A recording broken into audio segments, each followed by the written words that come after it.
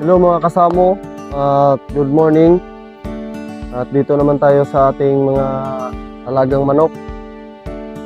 At i-update ko kayo sa aking kinoculture na superworm. At ipapakita ko rin sa inyo na magpapakain po tayo ng superworm. Bago yan, intro muna tayo. Bring it down, go boom.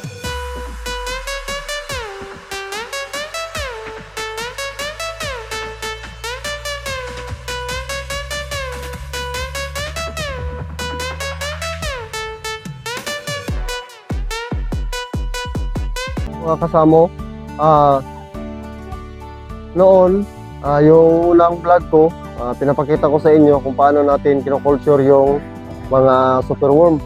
Kasi ang superworm, pwede rin makain sa tao, pwede rin makain sa hayop. At nakikita ko sa mga ibang nagbablog ng superworm, at maganda pala yun sa ating mga alagang mga manok o samo. Malakas silang kumain at maraming protina ang maidulot sa ating mga alagang manok, at saka yung mga immune system nila malakas, at saka madali rin silang mag-matured. Kikita nyo yung mga inahin nyo na hindi pa magpasampa kahit nasa wastong edad na, at ito lang po ang solusyon. Yung superworm ang ipapakain nyo, papakainin nyo sila ng superworm, at huwag nyo namang puro na lang superworm. Pakainin rin naman yun ng spades, tapos snack niya kayo ng superworm, at maganda talaga sa katawan ng mga manok natin na inalagaan yung superworm. Kaya yung nakita ko sa mga nagbablog o sa YouTube na kung gaano kaganda, gaano ka laking epekto sa pag-aalaga natin ng samo at saka sa superworm. Ngayon, i-update ko kayo sa ating superworm na kinoculture. Itahan po natin itong superworm. Ang superworm natin, may tatlong klase na po siya. Stage 1, ito po. Ganito po siya kalaki. Bago natin i-culture, ilagay natin sa cup. So,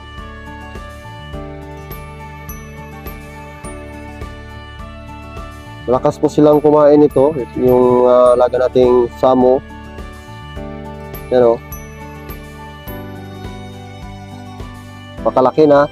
Mga jumbo. Ganito na po kalaki, ilagay natin sa cup. At saka dito naman sa kabila, yung ilagay natin sa cup, kung natatandaan nyo, yung una nating binibidyo o binablog, ito po ang tingnan natin to. Ito, bago po natin ilagay, yan po ang sitwasyon niya. Malakas pa. At saka abot na po yan ng 1 week at saka 6 days. Ganito na po ang mangyayari sa kanila. Ito. Kung makikita nyo, hindi na siya gumagalaw, parang namatay. Bakit? Ano nyo yan? Yan na po ang mangyayari sa kanila. Kasi hindi natin yan sila pinapakain. Hindi kasi yan magta-transfer pag papakainin natin. Kaya nilagay natin to sa cups para sila lang po, isa lang po. Ito, tingnan nyo. Pag na ganito na po yung itsura niya, magli-letter C, malapit na po siya magta-transform. At saka pag magta-transform po sila, ganito na po ang mangyayari sa kanila pag magta-transform na. Itong nagta-transform, kuwan po to, yung una po nating nilagay sa ng cup. Yan. Tingnan nyo. Magbukas tayo ng isa para makita nyo talaga kung anong nangyayari. Ayan o.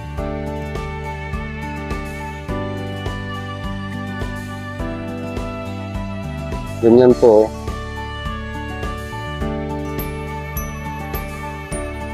Yan.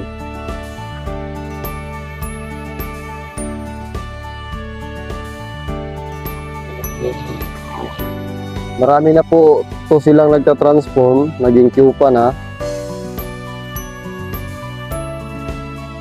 Ito halos 1/4 na lang ang hindi pa nagta-transform kasi bago lang po to ni-refilan ko po kasi may namamatay. Saka dito sa kabila, ito lahat sila nagta-transform na, naging Cupa na.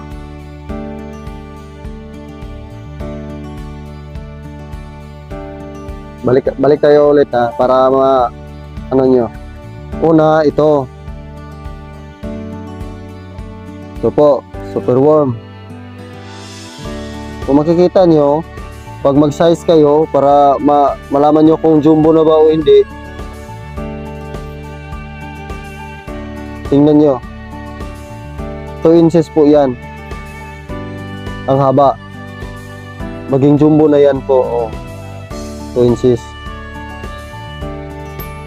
Ito po ang stage 1, superworm.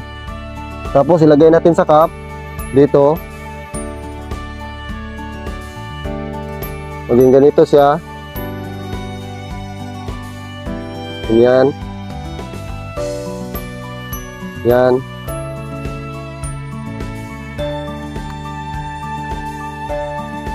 Pagdating po ng 6 days o 7 days,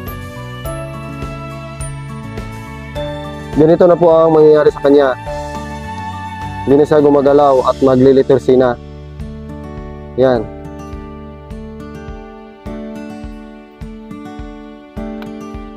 Pag umabot na naman ng 2 weeks or 14 days, ganito na ang mangyayari sa kanila. So, maging Cupa na. Ayan.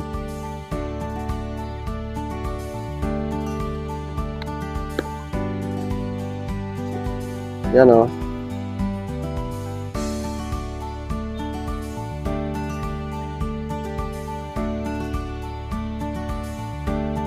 Nagantay tayo ng 2 weeks o 14 days.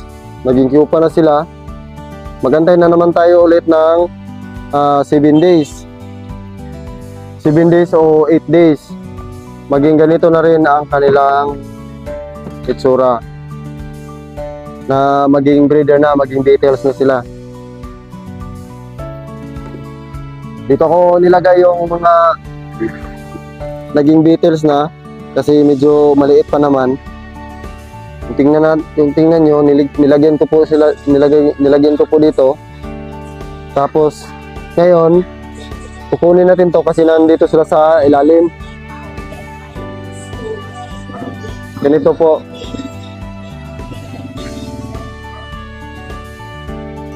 Ganyan po ang itsura nila pag maging breeder na sila. Yan. Magbe-breed na po sila dyan, tapos mangingitlog. Magpo-produce na rin sila ng superworm na maliit. Saka may isa pang hindi nagka-transform. Ito, kawawa. Malapit na po to. Kala nyo patay yan, pero yan o. Gumagalaw yan.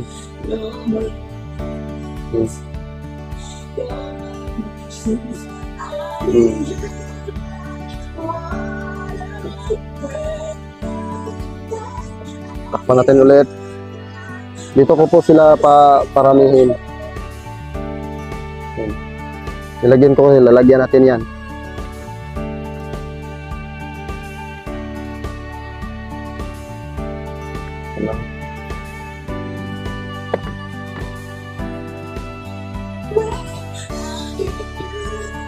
Kukuha tayo ng mga ilang piraso dito para ipakain natin sa ating mga alagang samo, para makita nyo kung gaano sila ka-excited kumain. Kukuha lang tayo ng isang parang ito po.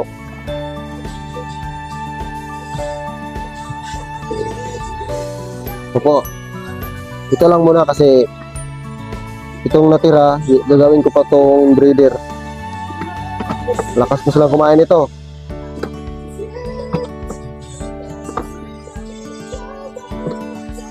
Balik tayo sa yard.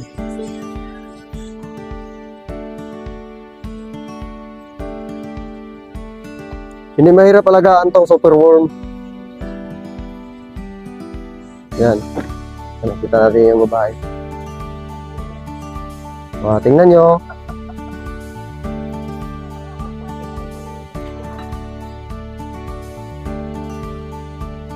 Yan o. Yan.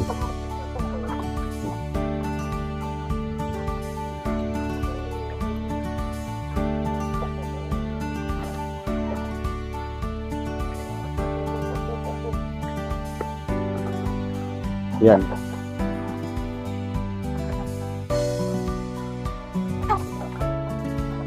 Kain sila niyan, ha?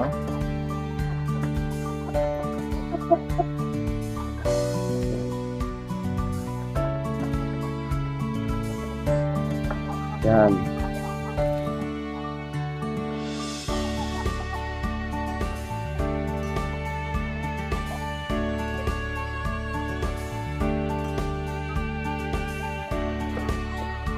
Yun lang po ang update sa ating superworm.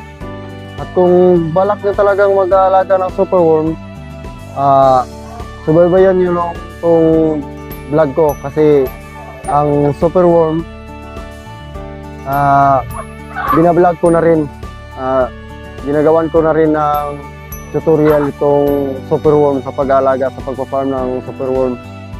Kasi ang superworm maganda talaga sa ating manukan at saka makatipid din tayo sa pagpakain sa kanila. Kung makikita nyo kanina, malakas talaga silang kumain. Saka nagpe-fertile din sila, nagpe-fertile din yan ng itlog. At saka nagpa-demonstrate din yan sa mga alaga nating lalaki at saka babae na pag magbe-breed sila. Saka yun lang po, salamat. At saka i-update ko rin sa inyo mga next month kung gaano na sila karami ang ating superworm.